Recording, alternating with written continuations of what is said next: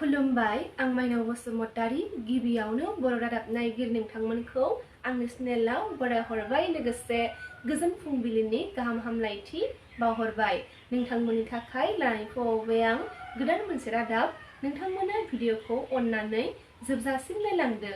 दिनैनि गिबि रादाबाव दङ गोदान बोसोरनि समावनो क'क्राझाराव मोनसे गोमोथाव जाथाया जानानै थाङो।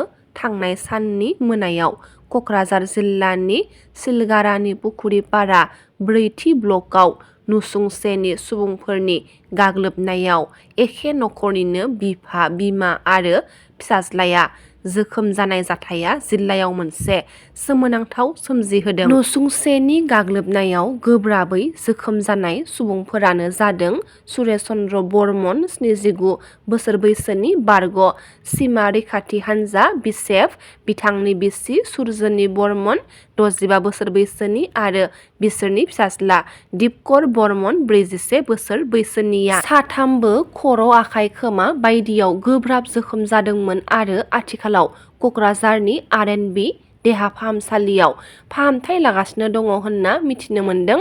सीमा रैखाथि हानजानि बारग' मावथि सुरेश चन्द्र बर्मननि गुबुन सासे फिसाज्ला अलकेश बर्मनआ फोरमायथिनाय बायदिब्ला थांनाय साननि हरनि समाव 10 रिंगासोआव नसुंसेनि मोनसे नखरा बिसोरखो आखाइयाव हमना बुथारनो नाजादोंमोन होननानै जोखोम जानाय सुबुंफोरा फोरमायथिनायखौ नुनो मोननाय जादों।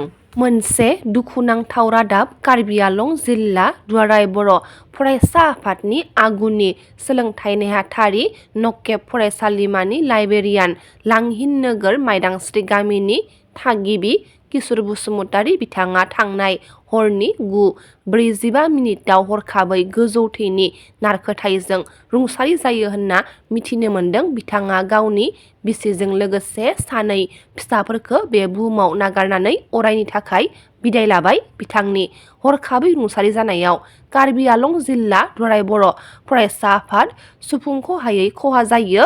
बिथांनि गोथार जिउमानि थाखाय इसोरनाव आरज गाबनायजों लोगोसे दुखुथिया नखरनिसिम कार्बि आलं जिल्ला दुलाराय बर' फरायसा आफादनिफ्रायबो दुखुआव बाहागो लाफायो। क'क्राझार सोहोरनि बागानसालियाव थानाय बाथौ ट्रेडिशन एन्ड कालचारेल रिसार्च सेन्टाराव BTC आयेन आफादनि बुंथिगिरि खाथिराम बर'आ बाथौ बिन्दोखौ बेखेवनानै होयो लोगोसे गोदान बोसोरनि आरज गाबनाय हाबाफारियाव बाहागो लायो।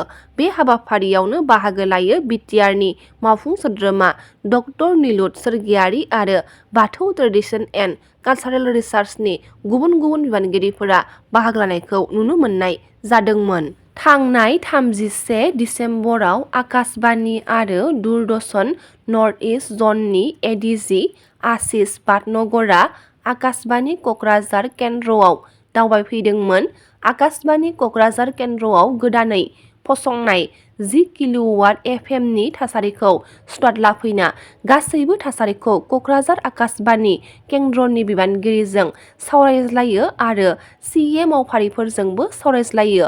मख'नो गोनांदि फैगौ 4 जानुवारियाव आकाशबाणी क'क्राझार केन्द्र 10 किल'वाट FM-खौ मिरुनि मन्थ्रि आरो BTRनि गाहाय खुंगिरि प्रमद बर' बिथाङा बेखेवना होगोन होनना मिथिनो मोननाय जादों।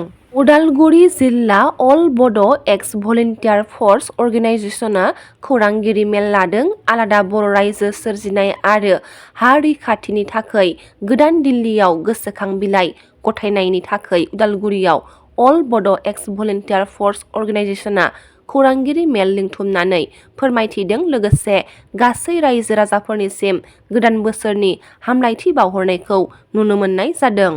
सनितपुर जिल्ला एबसुनि गेजेर फरायसालिनि खुंगा नैथि जिल्ला रोंग'थि सायख' आनजादनि फिथाइखौ मैया फोसावना होबाय। मिरु दुलाराय बर' हारिमु आफादनि 21थि बोसोरसालिया जथुमा खुंफुंनो बानजाय आफाद दानायनि गेवलां मेल खुंफुंदों। चिरां जिल्ला सान्थिफुर गोजौ फरायसालिनि गेवलां गेलेग्रा फोथाराव इं 2025 मायथाइनि 6 फेब्रुवारियाव खुंनो लानाय 21थि मिरु दुलाराय बर' हारिमु आफादनि बोसोरसालिया जथुमा खुंफुंनो बानजाय आफाद दानायनि गेवलां मेल खुंफुंबाय। बे हाबाफारिखौ खुंफुंनो थाखाय मासिगिरिखौ महरै सायख'दों बिटिआरनि इएम सायखं बसुमतारीखौ।